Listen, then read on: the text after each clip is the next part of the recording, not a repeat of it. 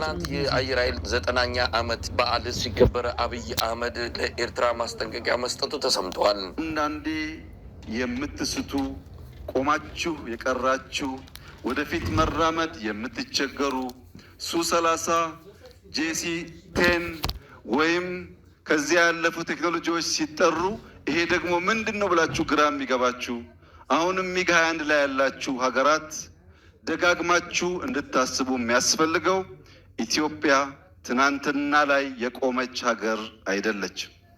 ኢትዮጵያ ነገን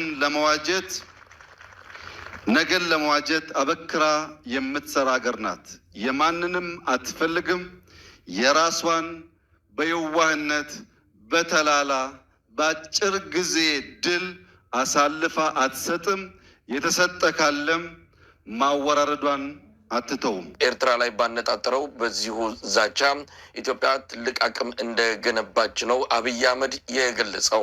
የውጭ ሀገራት አየር ኃይሎች ትርኢቱን ባሳዩበትና የኢትዮጵያ አየር ኃይል ሚና አነስተኛ በሆነበት መድረክ ላይ ነው አብይ አህመድ ኢትዮጵያ ከፍተኛ አቅም እንደገነባች የገለጸው።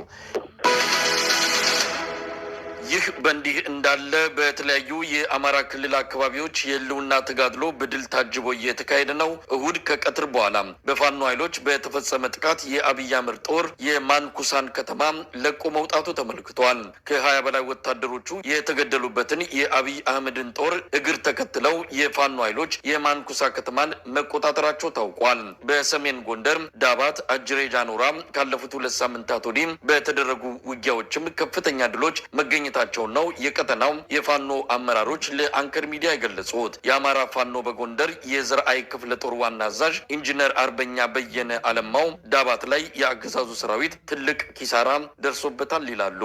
እንግዲህ የጎንደር ትግል ወጥሮ በተለየ መልኩ በጣም ተጧጡፈዋል።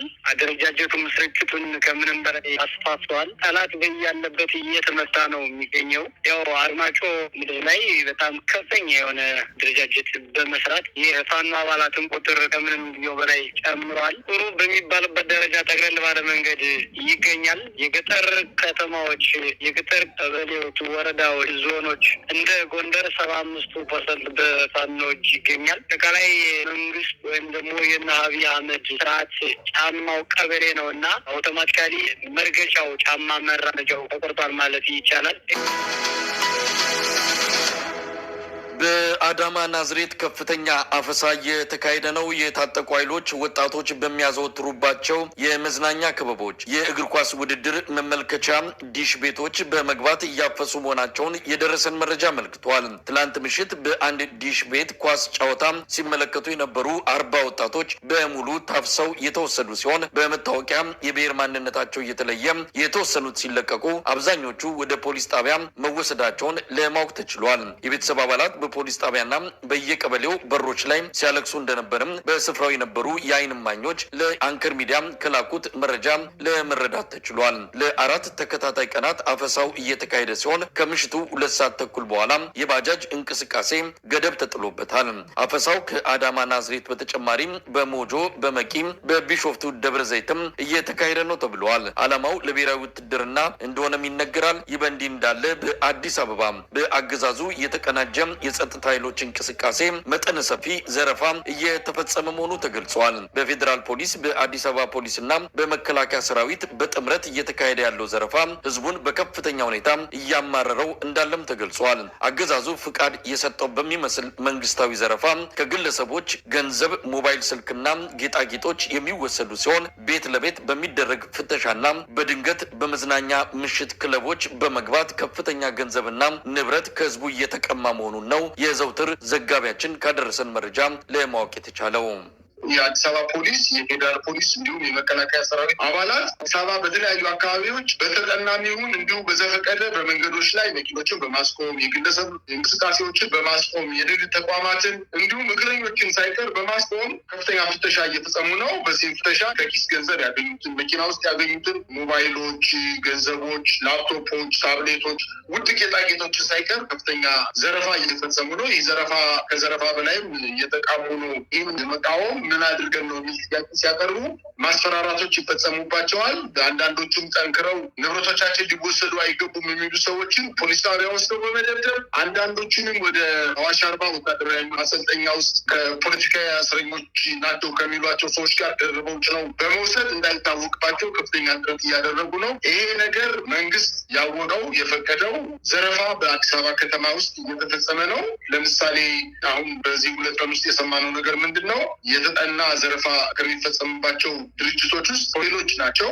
ትልልቅ ሱፐር ማርኬቶች ላይ በዘፈቀደ በመግባት ከፍተኛ ዘረፋ እየፈጸሙ ነው። ለምሳሌ በሆቴሎች ላይ እያደረጉ ያሉት ነገር ሲጋራ ያለማጨስ ድንጋጌ ተከትሎ ሆቴሎች ላይ ሲጋራ የሚያጩ ሰዎችን ሰብስቦ በመውሰድ በገንዘብ በመደራደር በሺዎች የሚቆጠሩ ገንዘቦችን በመቀበል ነው ሰዎችን እየለቀቋቸው ያሉት። ሌላው ሺሻ ቤቶች ላይ በድንገት በመግባት ሺሻ የሚያጥሱ ሰዎችን ሙሉ ያላቸውን ንብረት በመቀማት ከኪሳቸው ውስጥ ያለውን ገንዘብ በመቀማት ሞባይላቸውን በመቀማት ላፕቶፓቸውንና ታብሌታቸውን በመውሰድ አይደለም ያቆሙት። የሺሻ ንብረቶችን በመውሰድ የሺሻ አክሰሰሪዎችን ጭምር በመውሰድ ከአንደኛው ሺሻ ቤት የወሰዱትን ንብረት ወደ ሌላኛው ሺሻ ቤት ወስደው እየሸጡ ይገኛሉ። በተለይ የፌዴራል ፖሊስ ወንጀል ምርመራ ኮሚሽን ተከታይ ያን የሚባል ሰው በሱ ስር የተደራጀው የታጠቁ ኃይሎች በተለያዩ ክለቦች ውስጥ በመግባት አንደኛ የጸረ ሰላም ኃይሎች መደበቂያ ሆኗል ይሄ ሆቴል ወይም መጠጥ ቤት እና ፍተሻ እናደርጋለን በማለት በመጠጥ ቤት ውስጥ የሚገኙ ማንኛውንም ሰው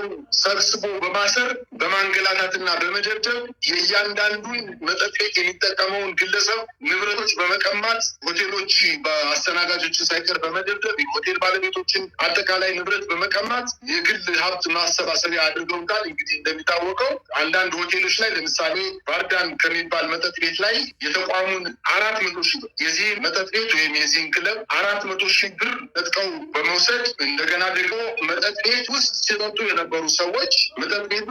የነበሩ ሰዎች ኪሳቸው ላይ ጥሬ ገንዘብ ባለመኖሩ ምክንያት በሞባይል ባንኪንግ ለሆቴሉ ለመክፈል የኔትወርክ ችግር የገጠማቸው ግለሰቦች ያው እንደሚታወቀው ገንዘቡ እስከሚያመጡ ድረስ የተለያዩ ላፕቶፖችን፣ ታብሌቶችን፣ ሞባይሎችን አስይዘው ከሄዱ በኋላ በሚቀጥለው ቀን መጥተው እነዛን የራሳቸውን የግለሰብ ቁሳቁሶችን ተቀብለው ገንዘቡን ይከፍታሉ። የተለመደ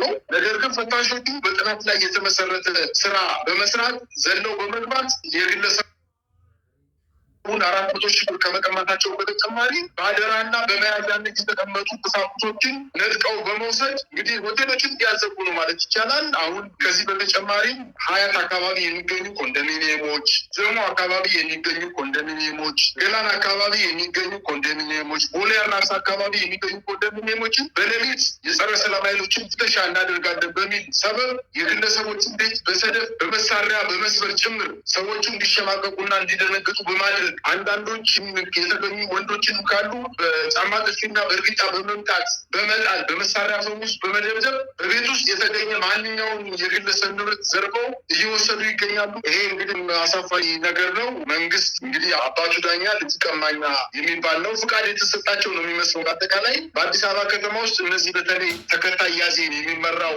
የአጠቃላይ የተደራጀ የተቀናጀ ታጣቂ ኃይሎች ከፍተኛ የገንዘብ ማሰባሰብ ስራ ውስጥ እየሰሩ ነው። ይሄ በግለሰቦች በወታደሮች የሚሰራ